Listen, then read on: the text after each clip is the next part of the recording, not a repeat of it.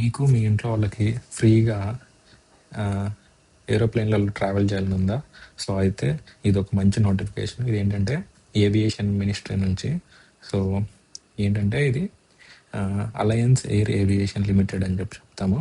అంటే ఇదేంటంటే దేని కిందకి వస్తుందంటే ఈ ministry AI asset holding limited అనే పిఎస్ఏ కిందకి వస్తుంది. అంటే గవర్నమెంట్ కిందికి వచ్చే ఒక ఒక ఇన్స్టిట్యూట్ లాంటి ఒక బాడీ లాంటిది అనుకోండి. సో సో ఇక్కడ జాబ్ ఏంటంటే చీఫ్ ఫైనాన్షియల్ ఆఫీసర్. సో ఎన్ని వేకెన్సీస్ ఉన్నాయంటే ఒకటే ఉంది. ఎక్కడ ఉంటే న్యూఢిల్లీలో. శాలరీ వచ్చేసరికి 2 lakhs per month. ఏంటి 2 lakhs per month అంటున్నాడు అనుకోవచ్చు. ఎందుకంటే ఇంకా బెనిఫిట్స్ కూడా ఉంటాయి. ఓన్లీ 2 lakhs per month మీకు కన్సాలిడేటెడ్ పే కాదు. సో దీంతో పాటు మళ్ళీ బెనిఫిట్స్ కూడా ఎక్స్ట్రా ఉంటాయి. సో ఎలిజిబిలిటీకి వచ్చేసరికి మీరు సిఏ వాళ్ళు అయి ఉండాలి, రిజిస్టర్డ్ సిఏ అయి ఉండాలి, తర్వాత 15 years పోస్ట్ క్వాలిఫికేషన్ ఎక్స్పీరియన్స్ ఉండాలి. సో ఈ 15 yearsలలో కూడా మీకు ఎక్కడ ఏం ఎక్స్పీరియన్స్ ఉండాలని చెప్పి వీళ్ళు డీటెయిల్గా ఇచ్చారు. ఒకసారి చెక్ చేయండి. సో తర్వాత ఈ 15 yearsలలో మళ్ళీ 3 years ఏంటంటే senior manager level DGM and above వాళ్ళకి ఉండాలంట. తర్వాత మీ క్వాలిఫికేషన్ అదే ఎక్స్పీరియన్స్ అనేది మీ డిగ్రీ వచ్చిన తర్వాత నుంచి మాత్రమే క్యాలిక్యులేట్ చేస్తారంట.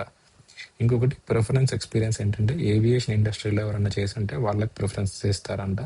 తర్వాత గవర్నమెంట్ సెక్టార్లలో ఎక్స్పీరియన్స్ ఉంటే ఇంకా అని చెప్పి చెప్తున్నారు.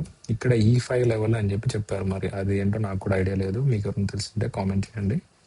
సో తర్వాత మ్యాక్సిమం ఏజ్ వచ్చేసరికి 62 years.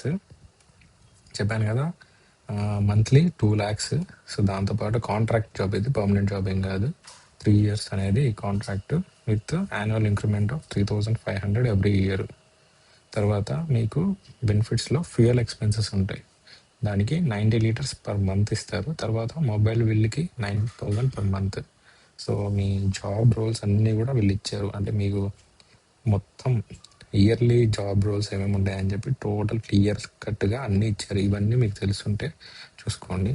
తర్వాత ఫస్ట్ ఏంటంటే 3 years వరకు అన్నారు. తర్వాత 2 years వరకు ఎక్స్టెండబుల్ కూడా. సెలక్షన్ ప్రాసెస్ ఏంటంటే షార్ట్ లిస్ట్ చేస్తారు. ఇప్పుడు ఒక 10 మంది అప్లై చేశారనుకోండి, మీ ఎక్స్పీరియన్స్ని బట్టి అన్నిటిని బట్టి మీరు కంప్లీట్ చేసిన మీ సీవీని బట్టి మొత్తం షార్ట్ లిస్ట్ చేసి ఇంటర్వ్యూకి పిలుస్తారు. ఆ ఇంటర్వ్యూలలో ఏంటంటే మీ ఇంటర్వ్యూ దాని నుంచి ఒక మెరిట్ లిస్ట్ ప్రిపేర్ చేస్తారు. సో అది. ఇంకొకటి ఏంటంటే ఇంటర్వ్యూ కూడా అందరినీ పిలవరు, షార్ట్ లిస్ట్ అయిన వాళ్ళని మాత్రమే పిలుస్తారు. వాళ్ళు ఎక్కడ అంటే ఇంటర్వ్యూ అటెండ్ అవ్వాల్సింది న్యూఢిల్లీలో అటెండ్ అవ్వాలి. తర్వాత ఏజ్ రిలాక్సేషన్ ఉంటుంది. మెయిన్గా నాకు అట్రాక్టింగ్ అనిపించింది ఇది. ఇక్కడ మీరు free passages, free air travel అనేది ఉంటుంది.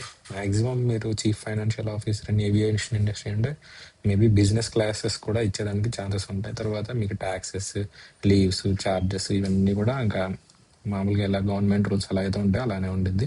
సో దీంతో పాటు పిఎఫ్, గ్రాట్యుటీ ఇంకా అన్నీ ఎలిజిబిలిటీ. మీరు కాంట్రాక్ట్ జాబ్ అన్నారు, కాకపోతే పిఎఫ్ ఇస్తున్నారు ఏంటి అనుకోవచ్చు. ఇది గవర్నమెంట్ కాబట్టి ఇస్తున్నారు. సో ఎలా అప్లై చేయాలంటే కెరియర్స్ పేజ్లోకి వెళ్ళి ఈ వెబ్సైట్లోకి వెళ్ళిన తర్వాత పోస్ట్ చేయాలి. ఈ డేట్కి అప్లై చేస్తున్నట్లు మీరు బయట రాసి, తర్వాత లాస్ట్ డేట్ వచ్చేసరికి 29th May 2026. సో తర్వాత మీరు ఒకవేళ గవర్నమెంట్లో పనిచేస్తుంటే గవర్నమెంట్ అక్కడి నుంచి మాత్రమే మీరు ప్రాపర్ ఛానల్ ద్వారా అప్లై చేయాలంట. సో అది ఎవరన్నా తెలుసుంటే ప్లీజ్ కామెంట్ చేయండి. నాకు ఐడియా లేదు, ఎందుకంటే నేను గవర్నమెంట్ సెక్టర్లో పనిచేయట్లేదు కాబట్టి. సో మీరు అప్లై చేసేటప్పుడు ఏమేమి తీసుకెళ్ళాలి అని చెప్పి పోస్ట్ చేసేటప్పుడు మీరు దాంతోపాటు ఒక పాస్పోర్ట్ సైజ్ ఫోటో, తర్వాత caste certificate, date of birth, qualification, experiences, salary అన్నీ కూడా ఒక ఫోటో కాపీస్. దాని తర్వాత డిమాండెడ్ డ్రాఫ్ట్ ఒక 1,500 అనేది న్యూఢిల్లీలో పే చేయాల్సి ఉండిద్ది. తర్వాత అది SC/ST వాళ్ళకి అప్లికేబుల్ కాదంట. దీంతోపాటు మీరు CV కూడా పంపించాలి. దాని తర్వాత SC/ST క్యాండిడేట్స్కి అయితే వెళ్ళి వచ్చేదానికి రీయింబర్స్మెంట్ కూడా వస్తుంది. సో అది గైస్, ఇది అప్లికేషన్ ఫార్మాట్. మీరు పోస్ట్లో పంపించేటప్పుడు ఇలా పంపించాలి. ఇది డౌన్లోడ్ చేసుకోండి. తర్వాత ఇలా డీటెయిల్స్ అన్నీ ఫిల్ చేసుకోవడం. తర్వాత ఫస్ట్ బేసిక్ డీటెయిల్స్ అన్నీ ఫిల్ చేసిన తర్వాత కేటగిరీ. దాని తర్వాత మీరు బ్యాంక్ డ్రాఫ్ట్ చేస్తున్నారు కదా, అది కూడా నెంబర్ రాయాలంట. దాని తర్వాత ఎడ్యుకేషనల్, దాని తర్వాత ఎక్స్పీరియన్స్, దాని తర్వాత పాస్పోర్ట్ డీటెయిల్స్, ఇంకా అది డిక్లరేషన్, సైన్, క్యాన్, అంతే.